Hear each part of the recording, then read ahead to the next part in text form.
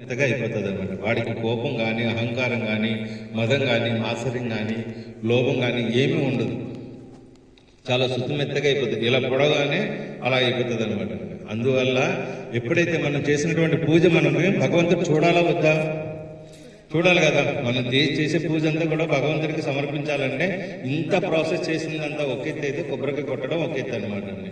అందుకే పూజకి ఏంటంటే కొబ్బరికాయ కొట్టినప్పుడు ఆ పిల్లకి ఏదైతే ఉందో భగవంతుడు నా మనసులో ఉన్న కోరికని నీకు ఈ ఫలం ద్వారా నిరూపిస్తున్నాను, నువ్వు చూడతానంటే you look to me, I look to you అన్నట్లుగా భగవంతుడు మనం చూస్తే మనల్ని ఆయన చూస్తాడు అనమాట. అప్పుడు ఆ ప్రసాదాన్ని మనం కొడతాము. ఇంకొకటి ఏంటంటే కొబ్బరికాయలోని అంతరార్థం ఏంటంటే ఆ పై పెంకి ఏదైతే ఉందో, పైన టెంక్ అంటాం కదా, ఆ టెంక్ మన అహంకారానికి గుర్తు. एक बात भी समझ में नहीं आ रही, थोड़ा हिंदी में बता दो. वो हिंदी आने वाला बताते आपको. సో మన అహంకారానికి గుర్తు. మన అహంకారం ఉంటుందా? పగలదా కదా. ఎవడైతే అహంకారాన్ని తగ్గించుకుంటాడో వాడు భీష్ములు అంటాడు. ఎవడైతే అహంకారంతో ఉంటాడో వాడు దుర్యోధనులు అంటాడు. అర్థమైందండి. దుర్యోధనుడు ఎప్పుడు ఎవరికి తల వంచలేదు. వాడి అహంకారమే వాడిని నాశనం చేసేసింది. కాబట్టి భగవంతుడా నా యొక్క అహంకారాన్ని తగ్గించడానికి, నా అహంకారం అంత తొందరగా పగిలేది కాదు, నేను మా ఆయనకే లొంగను నీకెక్కడ లొంగుతాను అని ఆ కొబ్బరికాయని గట్టిగా కొడితే ఏమవుతుందంటే అది 2-3 దెబ్బలు పడితే తప్ప ఆయన లైన్లోకి రాడు కదా. అలాగే చిట్లిపోతే అందులోనటువంటి మాధుర్యమైనటువంటి మనసు అనే ద్రవం లాంటిది పదార్థం అనేది పరిశుద్ధమైనటువంటి పదార్థం అంటే ప్రసాదంగా దొరుకుతుంది.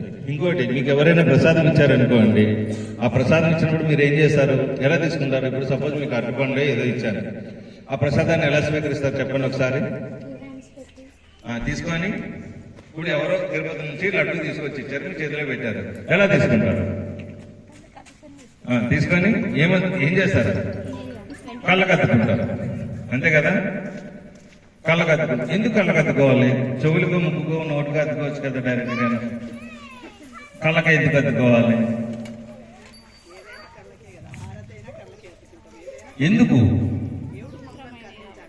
ఎందుకు అందిస్తాడు ఆయన? కారణం ఏం చెప్తుందండి, ఎప్పుడైతే ఏంటంటే హారతికి ప్రసాదానికి ఒక మాట ఉంటుంది. హారతి అంటే హరించేది హారతి.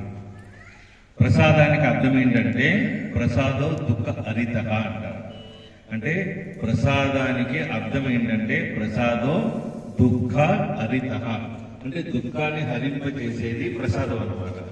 సో కాబట్టి మనకి బాధ కలిగితే ఎక్కడి నుంచి బాగా గుండెలో బాధ ఎక్కువైపోయింది అనుకోండి, వెంటనే ఇంట్రడక్షన్ ఏమవుతుంది, ఎక్కడి నుంచి స్టార్ట్ అవుతుంది? కుళాయి కళ్ళల్లో నుంచి స్టార్ట్ అవుతుంది, అవునా కాదు? అంటే మన దుఃఖం ఎప్పుడైతే బాధ ఎక్కువైపోయిందో కళ్ళల్లోంచి నీళ్లు కారుతాయి. కాబట్టి భగవంతుడా నా యొక్క ప్రార్థన నువ్వు విన్నావు కాబట్టి, నీ యొక్క అనుగ్రహం నా ప్రసాదంగా వచ్చింది కాబట్టి ఇదిగో నేను కళ్ళకత్తుకుంటున్నాను. అంటే ఈ ప్రసాదం దొరకడం వల్ల మళ్ళీ నేను ఇంకోసారి ఏడవలసిన అవసరం ఉండదు అనడానికి కళ్ళకత్తుకొని తింటాం అనమాట. అందుకే కానీ చెవులకు కానీ ముక్కు కానీ అద్దుకొని తినము. అర్థమైందమ్మా? ప్రసాదం కళ్ళకత్తుకొని తినడంలోని మళ్ళీ ఇంకొకసారి. అన్నయ్య గారు నమస్కారం.